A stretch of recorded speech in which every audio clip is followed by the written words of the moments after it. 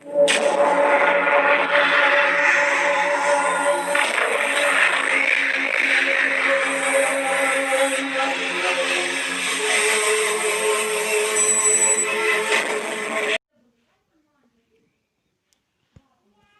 विद्यार्थियों, आज हम बात करेंगे हमारी जो नई बुक है विज्ञान कक्षा 8 उसका जो पाठ 7 है पौधे एवं जंतुओं का संरक्षण। तो आप पहली 7वीं क्लास में पढ़ चुके हैं कि जो पौधे हैं वो किस प्रकार से अपना जीवन यापन करते हैं, प्रकाश संश्लेषण की क्रिया द्वारा भोजन बनाते हैं और पौधों पर जंतु निर्भर हैं और सभी प्रकार से सभी जीव जंतु पौधों पर ही निर्भर हैं। तो पौधों को बचाना बहुत ज़रूरी है। इसी क्रम में आगे बढ़ते हैं कि वनोन्मूलन क्या है। वनोन्मूलन एक ऐसा शब्द है जिसमें कन्फ्यूजन हो जाता है। वनोन्मूलन का मतलब है वनों का नष्ट होना। वनोन्मूलन का अर्थ है वनों का नष्ट हो जाना। हमारी पृथ्वी पर अनेक प्रकार के पौधे जीव जंतु पाए जाते हैं। ये मानव जाति के अस्तित्व एवं भली प्रकार से रहने के लिए बहुत जरूरी है। आज इन जीवों के अस्तित्व के लिए वनोन्मूलन एक बहुत बड़ा खतरा बन गया है। वनोन्मूलन मतलब वनों का नष्ट होना। वनों का नष्ट होना, वनोन्मूलन। वनोन्मूलन का अर्थ है वनों का समाप्त होना।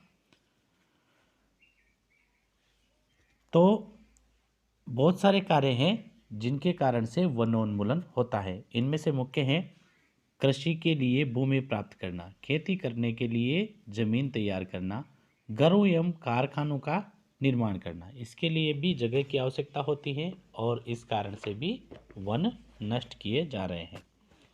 फर्नीचर बनाने के लिए, लकड़ी का उपयोग ईंधन के रूप में करने के लिए, बहुत सी जगह पर खाना लकड़ियों को जलाकर बनाया जाता है, तो उसके लिए भी वनों को काटा जाता है। फर्नीचर बनाने के लिए, टेबल कुर्सी बनाने के लिए, किवाड़ बनाने के लिए, बड़े बड़े बेंच बनाने के लिए वनों को काटा जाता है। तो अब आप देख रहे हो चित्र में जो ये बूझो है, इसके दिमाग में एक बात आ रही है कि वनोन्मूलन से एक और जहाँ वर्षा में कमी आती है तो दूसरी ओर बाढ़ आना कैसे संभव हो सकता है। इसके दिमाग में बात चल रही है कि गुरुजी ने पढ़ाया है कि वनोन्मूलन या अर्थात वनों के नष्ट होने से, पेड़ों के नष्ट होने से वर्षा में कमी आती है, क्योंकि पेड़ वर्षा को खींचते हैं, वायुमंडल को ठंडा रखते हैं। इस कारण से जो वाष्प की बूंदें हैं वह पानी बनकर बरसने लगती हैं। लेकिन कई जगह पर बाढ़ भी आती हैं, तो वनोन्मूलन का एक दूसरे से कैसे संबंध है, तो इस प्रश्न का उत्तर हम जानने की कोशिश करेंगे। आगे और देखते हैं हम कि वर्षा भूमि की उर्वरता में कमी तो आती है, इसके अतिरिक्त बाढ़ तथा सूखे जैसी आपदा की संभावना भी बढ़ जाती है। अब कैसे बढ़ जाती है? प्रकाश संश्लेषण की क्रिया में पौधे को भोजन बनाने के लिए कार्बन डाइऑक्साइड की आवश्यकता होती है और कम वृक्षों का अर्थ है कार्बन डाइऑक्साइड के उपयोग में कमी आना। कार्बन डाइऑक्साइड के उपयोग में कमी आना।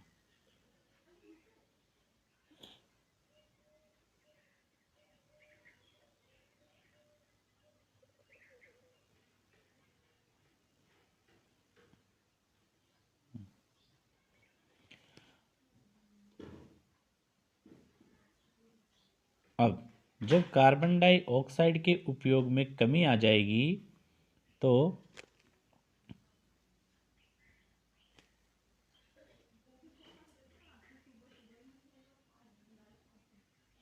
इसकी मात्रा बढ़ जाएगी और कार्बन डाइऑक्साइड पृथ्वी द्वारा उत्सर्जित ऊष्मीय विकिरणों को प्रग्रहण कर लेती है, अर्थात उनको सोख लेती है, तो गर्मी और बढ़ जाएगी। अतः इसकी मात्रा में वृद्धि के परिणाम स्वरूप विश्व उष्णन यानी ग्लोबल वार्मिंग होता है। विश्व उष्णन यदि पढ़ा दिया तो ठीक है, नहीं तो मैं आगे बताऊंगा कि जब पृथ्वी के औसत तापमान में वृद्धि होती है कार्बन डाइऑक्साइड की मात्रा बढ़ने के कारण, तो उसे विश्व उष्णन कहते हैं, ग्लोबल वार्मिंग कहा जाता है। विश्व उष्णन। ये विश्व उष्णन शब्द को समझने के लिए हम ऐसे समझ सकते हैं कि जहाँ पर ठंडे प्रदेश हैं वहाँ पर कांच के छोटे छोटे घर बनाए जाते हैं और उनमें पेड़ पौधों को उगाया जाता है। जब सूर्य का प्रकाश उनके अंदर आता है तो ऊष्मा अंदर तो चली जाती है लेकिन बाहर नहीं आ पाती, और इन घरों को कहा जाता है ग्रीन हाउस। Green house. इसलिए जो ये घटना है ये विश्व ग्रीन हाउस इफेक्ट कहलाती है, अर्थात हरित गृह प्रभाव कहलाती है। तो इसके कारण से भी क्या होता है, तापमान में वृद्धि होती है। तो इसी प्रकार जैसे घर में ऊष्मा अंदर तो आ सकती है, बाहर नहीं जा सकती, इसी प्रकार से जब प्रदूषण बढ़ जाता है, कार्बन डाइऑक्साइड की मात्रा बढ़ जाती है, तो उसकी एक परत पृथ्वी के चारों ओर इकट्ठी हो जाती है, और इस कारण से सूर्य के प्रकाश की ऊष्मा अंदर तो आ जाती है लेकिन पूरी धरती जब इसको उत्सर्जित करती है तो बाहर नहीं जा पाती और पूरी धरती का तापमान बढ़ जाता है। यही ग्लोबल वार्मिंग है, विश्व उष्णन है। तो आगे देखते हैं जल संतुलन का बिगड़ना। तापमान में वृद्धि होने के कारण जल संतुलन बिगड़ जाता है और वर्षा दर में कमी आती है, जिसके कारण सूखा पड़ता है। मृदा के गुणों में परिवर्तन आने का मुख्य कारण वनोन्मूलन है। कृषि क्षेत्र की मृदा के भौतिक गुणों पर वृक्षारोपण और वनस्पति का प्रभाव भी पड़ता है।